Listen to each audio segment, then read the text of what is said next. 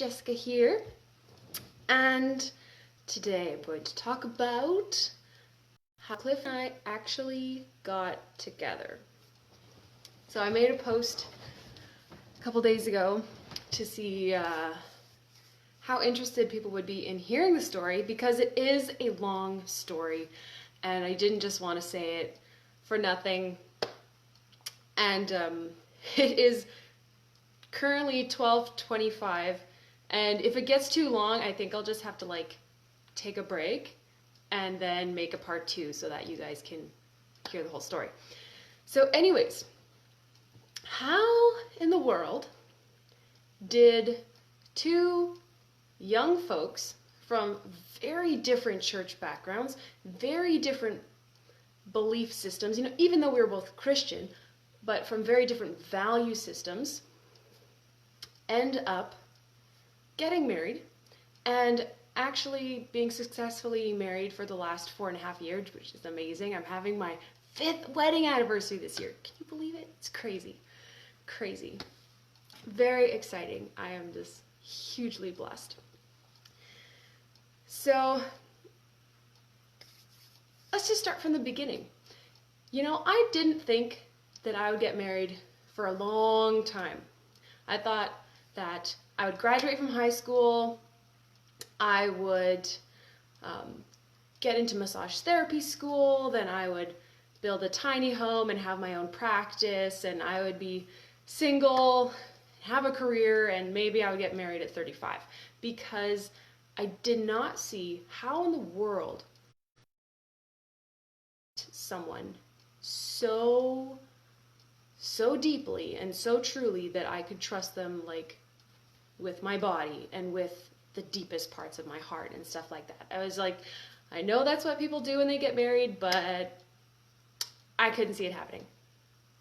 I didn't think there was any way I could trust a man so much. So when Cliff and I met, it was actually under some pretty interesting circumstances.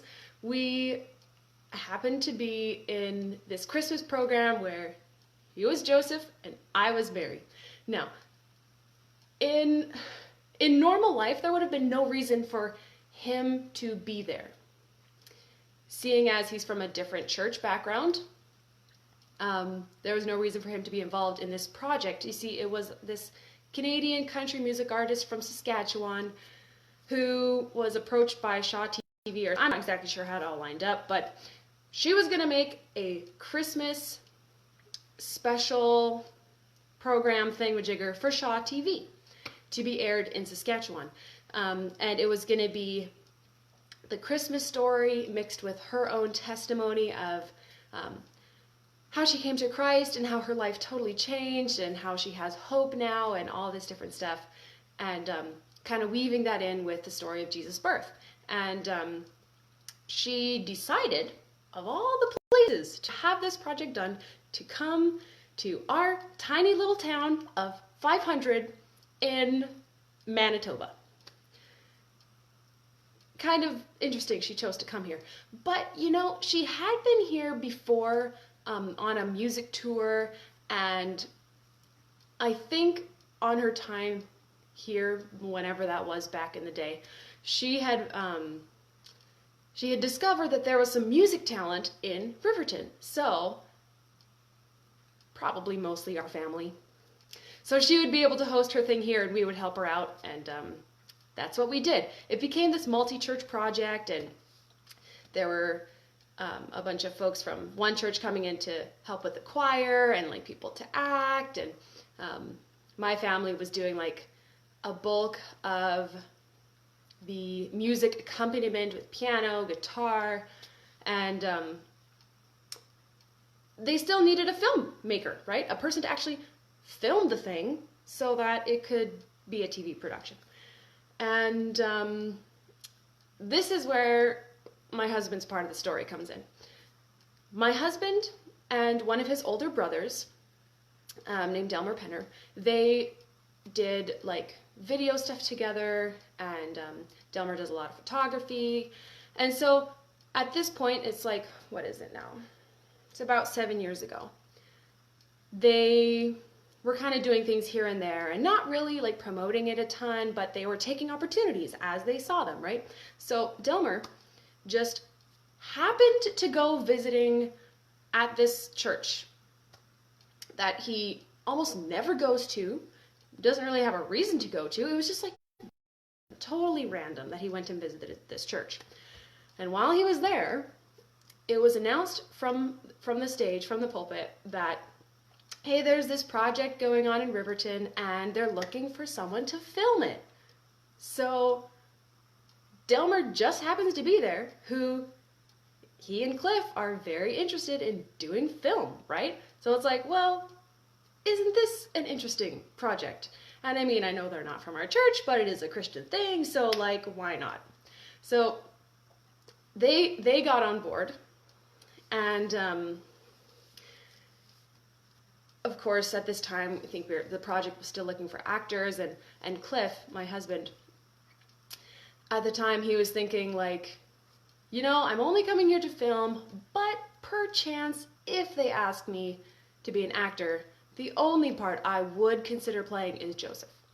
You know, my husband's kind of like a big, tough, like leadership guy, so if he's gonna be involved, he's gonna be like the head guy, right? He's gonna be Joseph.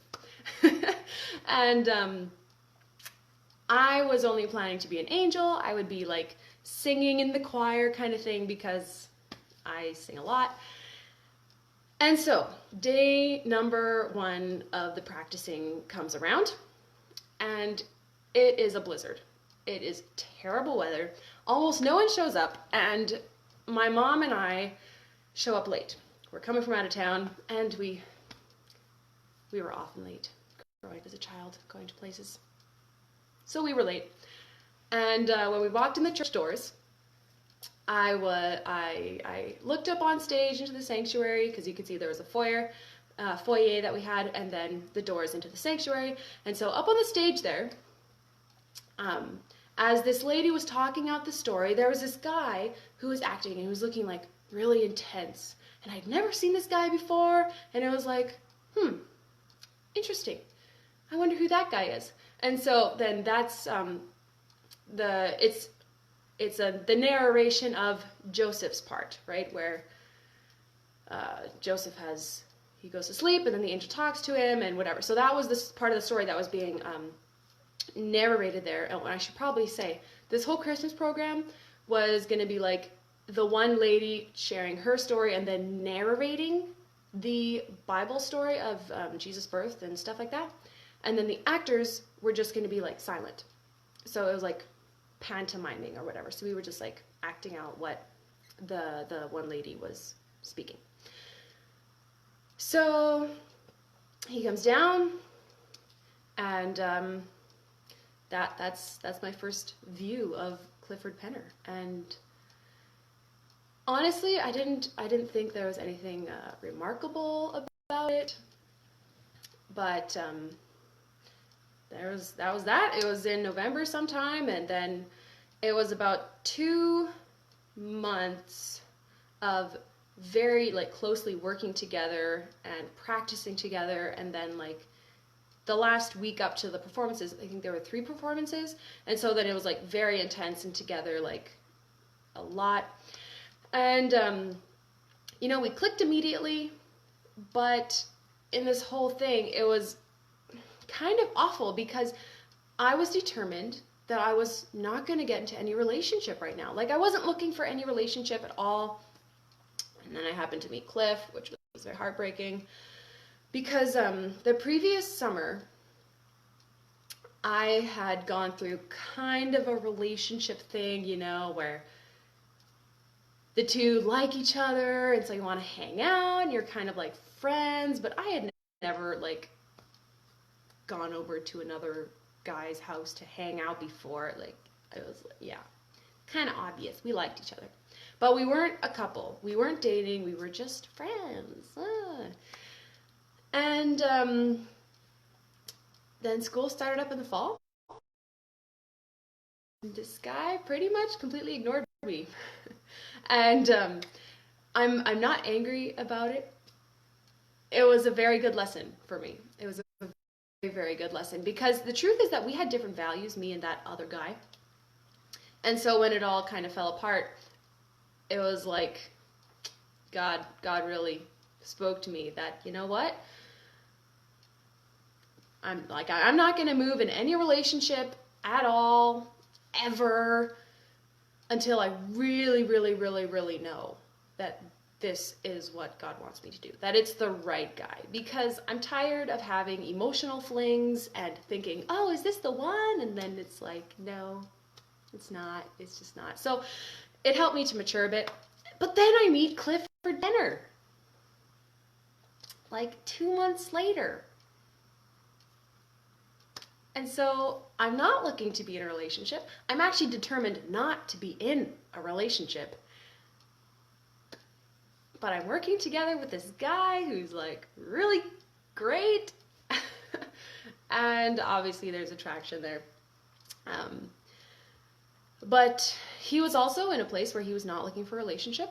In fact, this is so funny. This is so funny. When he was going to get into this production, and for him being from like such a different church background, like he's from a more conservative church background, he knew that, okay, if I'm going to be a Joseph, then there's going to be a Mary.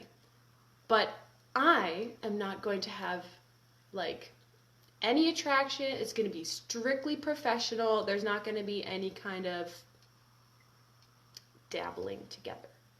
No, it's not going to be any of that. He was very sure. He was very strong. You know, he would be very strong. And he even got a prayer partner to join in prayer with him to guard his heart, that he wouldn't like whatever, have any emotional fling or something. I don't know. So he got into prayer partner. But then when he was on stage and I walked through the door, in his head, he was like, oh boy, this is going to be hard.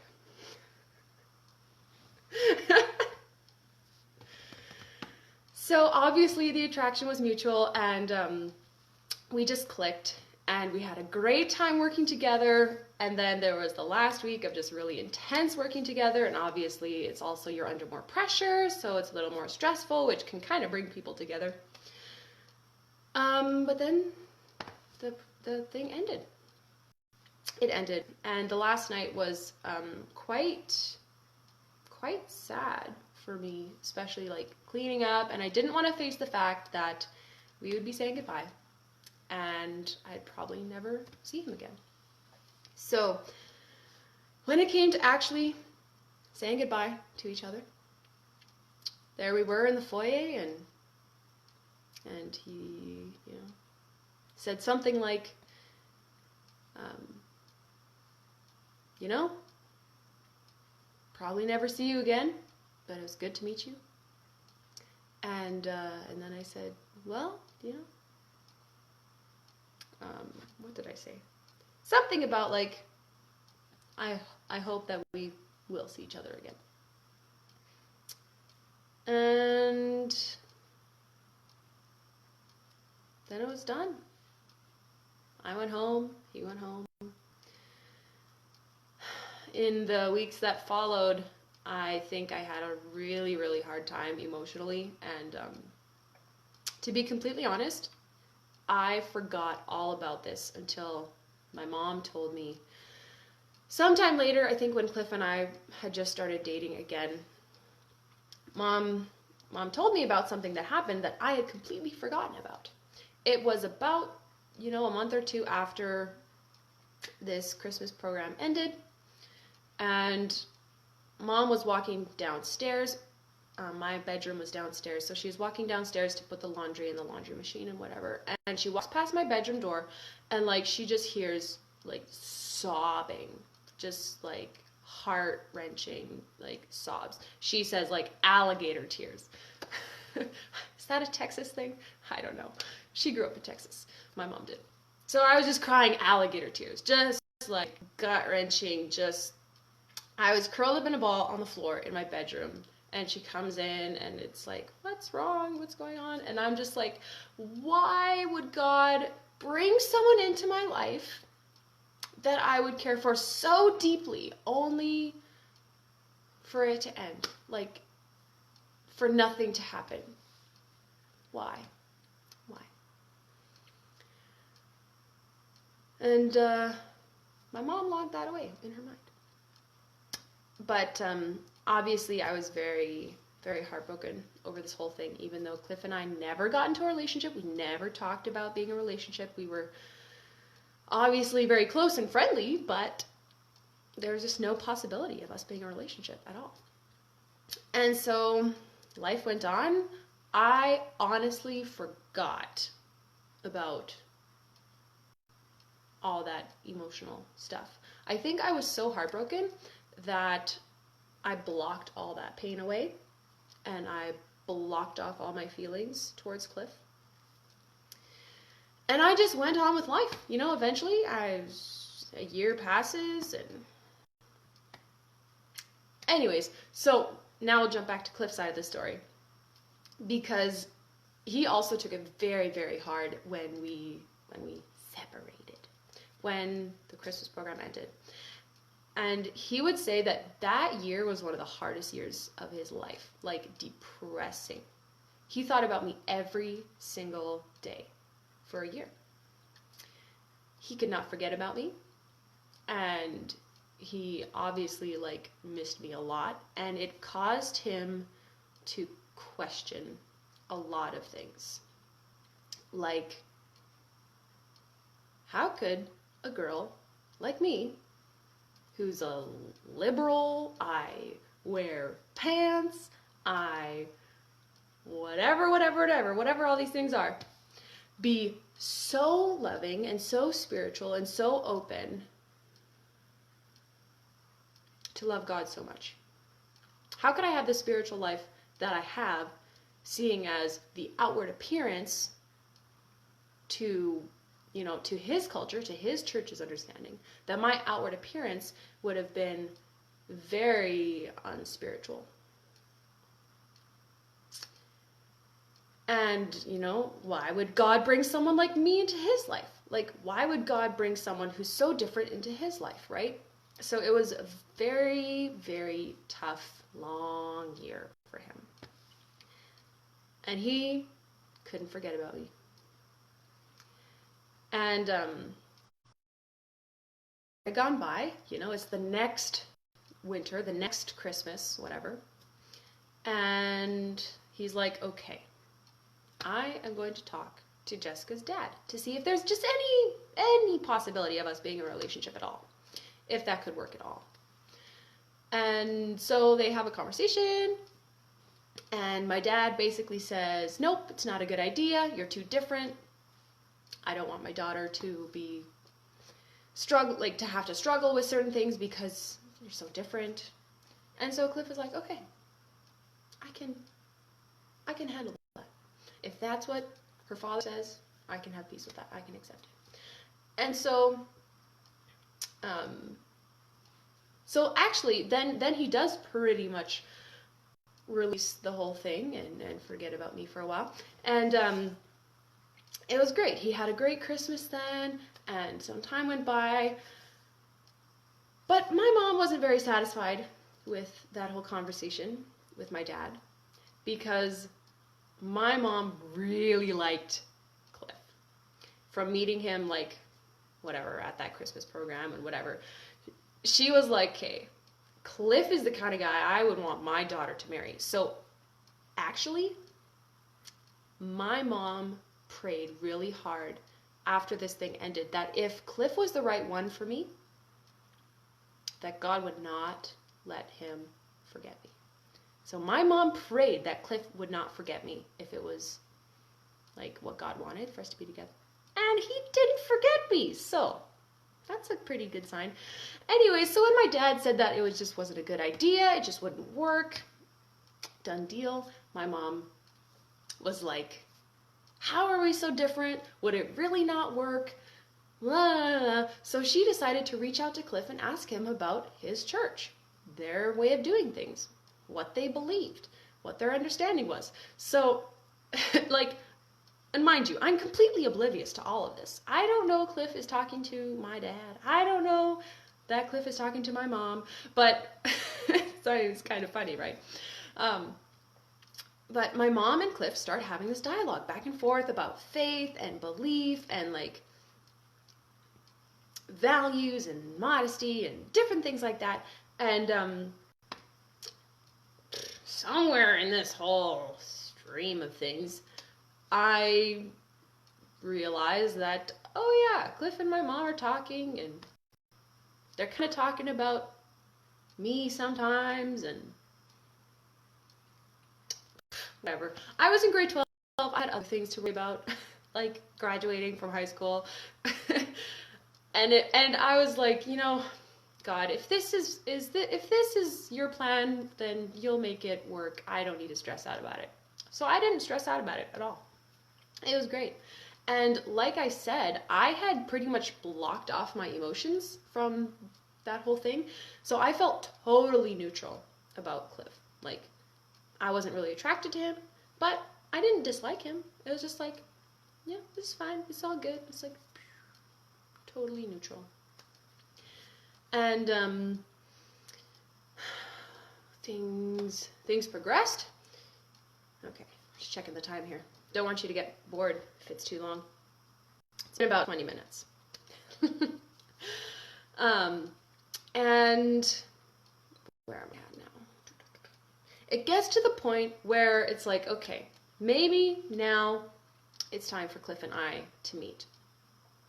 So after my parents had a visit with Clifford's parents about our beliefs and upbringing and potential relationship and all stuff, I guess, then my parents and I are invited to Clifford's sister's wedding. So that is in about, what is it? End of March, beginning of April. I can't quite remember the date. I'm sorry, I don't remember your wedding day. But we were invited just to kind of see what their culture was about and how things are different, and just to kind of, whatever, just to see how they're different. So we go to the wedding, and I was very pleased that I knew both of the hymns that they sang in the service, which was awesome. It's just very good songs. And then we have the dinner there, and it's like, okay, Cliff and I are both there in the same proximity, but we're not really talking because it's a wedding, and like, we don't want to be too obvious that I'm there for Cliff, because it's like kind of weird, you know, just a little bit strange. We're not supposed to be there, but we are. And it's like, yeah, not sure how to maneuver this thing. So the dinner is done, and it's like, okay, well, I think we should probably take our leave. So then we go upstairs, and Clifford meets us in the foyer of the church where we were having the ceremony and whatever. And he's like, you know, my parents were together, and he's like, okay, so I want to talk to Jessica. And my dad's like, yeah, well, she's here. And I was like, feels like this doesn't really work. So anyways, we arranged that we would go out to dinner that night. And then we went home, and obviously I'm just like kind of nervous in my stomach, and it's like, this is kind of exciting, kind of interesting, not sure how it's gonna go. So Cliff picks me up, and we drive out to the restaurant, and we get a pizza there, and I think both of us were so like kind of nervous, excited in our stomach that it was just like we could not eat that pizza at all. And we very openly about the potential of us being in a relationship, because of how we met and how things have gone up till this point, with him not being able to forget about me and different things. And we talked about our differences in beliefs in church background, because that was pretty much the biggest hang up between whether or not a relationship would work between us. So to be more blunt or specific, Cliff grew up in a conservative Mennonite church. So the women wear like skirts or dresses, head coverings, no jewelry, no makeup. They don't have any instruments in the church service. They just sing from a hymn book. Women on the one side, men on the other side, and the men don't really wear shorts. You know, it's like conservative, right? Very much wanting to honor God, but they just had their certain values or beliefs on how they did that. They didn't really watch too many movies or listen to rock music or anything like that. And I come from a background where, I led worship in church, singing with my guitar and whatever. I had grown up on the worship team like pretty much my whole life, and wearing pants and short shorts and a tank top, and what else could I say? Oh, like heavy metal music. Like I listen to Christian rock and like Red, and like some of that stuff just like ministered to me. It was like good, right? Like, what else? What else could I say? Definitely watched movies. TV shows. Loved that stuff. Not afraid to like kind of roughhouse with guys in sports, or like have guy friends, or like whatever stuff like that. So obviously for someone like me to be in a relationship with someone like him, there are a lot of things that are very different and could clash. And if I would then go to his church and his side of things, that would mean like many changes for me. So we talked about all that. We talked very openly about that. And it was amazing for me to see like God's timing through everything, because honestly at that point I was very open to maybe changing the way I dressed or the way I viewed modesty, because God had been like showing me some things. And it just seemed, while we talked, that maybe God is kind of leading us together, but we didn't want to make any commitment or anything. So in a day or two, Cliff was going to be leaving to Mexico for 2 months to work there with one of his cousins, and I was going to be house sitting at my grandma's house for 3 weeks. So we would both be like going away, being separate, and we figured like this is just perfect timing. We're just gonna separate and pray about this, because we don't want heartache for each other. And if God wants this to happen, then God's going to have to make it happen, right? It's not going to be us trying to force anything. God needs to lead. So God would need to lead my heart to, better align with some of Cliff's beliefs. And God would need to change Cliff's heart, honestly, so that he could also come alongside me. So yeah, we separated. And we just really decided that we would seek God in prayer about this whole thing. And again, I'm like just totally neutral, like, God, whatever you want. That is all I need. I am good with that. And then something very, very interesting happened while I was alone, house sitting at my grandma's for 3 weeks and just praying about this thing. I was like, God, I need you to show me if it's the right thing to do to be in a relationship with Cliff or not.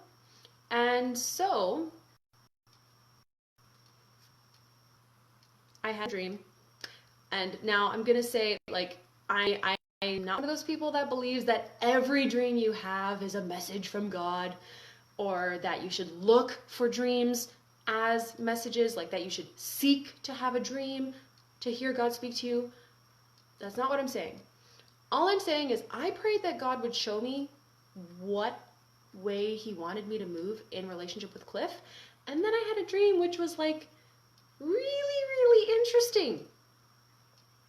Very interesting. So I will tell you what God showed me, because I think this is one of the reasons why I was like, okay, I think I could move forward in this relationship. So my dream goes as follows. I am at the early middle school that I went to school in when I was a little kid. So it's a really big yard, and at the front of the yard, near like Main Street of our little town, there are these, there's a swing set. So there are 4 big swings, and I was swinging with my friends, and we were just having fun, and it was like, I don't know, I had just like a little group of friends, we were just playing out there. And way out there in the field, like way out there in the field, there is Cliff, and like a group of his friends, like his guy friends, whatever.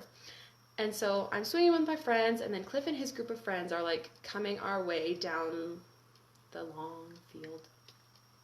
And as they come closer, near, like when they're coming close to us, then me and my friends, we get off the swings and we kind of join groups, right? So then we come together, and all of us together, we walk over to the play structure, with it's just a little ways away, and then we're playing like grounders or something on the play structure together. But then all of a sudden, as we're playing there together, these like fighter jets information, like 5 or 7 fighter jets information, they just come rumbling by over the school. And it's like all chaos breaks loose. I don't know what's happening, if it's like war, or all of a sudden there are people running everywhere, and me and Cliff and like our people, we are running together into the school building. And there are people just everywhere. It is just like crazy, right? Bumping into people and everything. And so we run into the school building, and Cliff and I are like right beside each other, and he's like, we need to go this way, and I'm like, we need to go this way. So kind of in all the chaos of it, we separate, we go separate ways. And so I'm running around, and then I end up outside again, and it's like looking around and like, where is Cliff? Where is Cliff? Where is Cliff? So it's all crazy. I have no idea where he is, and all of a sudden he finds me again, and he just grabs me by the shoulders, and he kind of shakes me and say like, don't ever leave me again. And then we run off the yard. There's a car there on a street. Like we kind of get into the car, he hot wires it to turn it on, and we start driving and turn out of town. And as we're driving down the road out of town, it's like we are engulfed in this big cloud of dust, and we're just driving in this cloud of dust. We have no idea where we're going, but we're driving, and the dream ends. So that was interesting. When I woke up from that dream, and I was thinking about it, and I was like, wow, that is really interesting, because here we are, separate, doing our own separate things with our own group of people, and then we come together, and then all this craziness happens, and we separate. Well, the thing is, it was like we were always still looking for each other, and when we found each other, or when Cliff found me, really, then it was like, okay, it doesn't matter what chaos we're going into, like we're going into this great unknown, cloud of dust or whatever, but we're going together, and whatever happens, happens. So that was interesting, very interesting. And obviously, while Cliff is in Mexico, he also is going through some things that really, in a way, kind of broke some of his beliefs, really challenged some of his beliefs in a way where he could finally maybe be open to me and my background and some differences. Like we both had these experiences that brought us closer together, that we could actually be together, which was just like, wow. The whole way through our relationship, it was so clear that God was moving both of us, and it's just amazing. It wouldn't have happened unless God wanted. Just saying. So Cliff comes back from Mexico, and it's about end of May, beginning of June, right near the end of school. So he picks me up from school one day, and then we're driving home and we're talking, and then like a couple days later he comes to my art show, because in our art class we made a whole bunch of pieces and we had an art show, and so we're talking there. He drives me home again, and it was like really cool to me, or like just interesting, that even from being together just those 2 times, just talking, just for like, 20 minutes, half an hour, that I was thinking about him so much more. And I was like, okay, well, maybe God is leading us together, because I told God that if he wanted us together, that God would need to move my heart, because I was so neutral, like honestly, like did not care which way it went. So I was like, God, you need to move my heart if this is where you want me to go. And so just after 2 little, times together chatting, it was like, oh, I'm kind of thinking about it, kind of excited. And then I graduated, and we invited Cliff to my grad, and again we had a great conversation, and it was kind of like, it wasn't a question anymore of if we would be in a relationship, it was more like when would we start being a couple. And then it was just one more week after, and we had our official first date in Winnipeg, and we talked about a lot of stuff.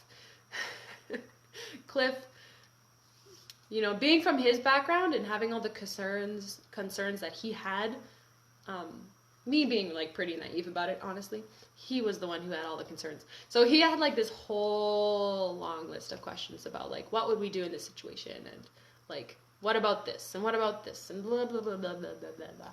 And apparently he must have been satisfied with my answers, because then at the end of the night we're leaving the city, and then he just kind of surprisingly just like pulls off the road, and we park in a parking lot, and he's like, will you be my special friend? And I said yes. I had total peace. Again, I was still very neutral in my heart, like emotionally. Wasn't super attracted. Definitely wasn't turned off. But it was just like I had peace. And I was like, yeah, I will. So after our whole date in the city, then we became a couple. That was awesome. And so over our whole official dating, it was 1 year to the day from when we started dating to when we got married. And I should probably stop now, because it's almost been an hour.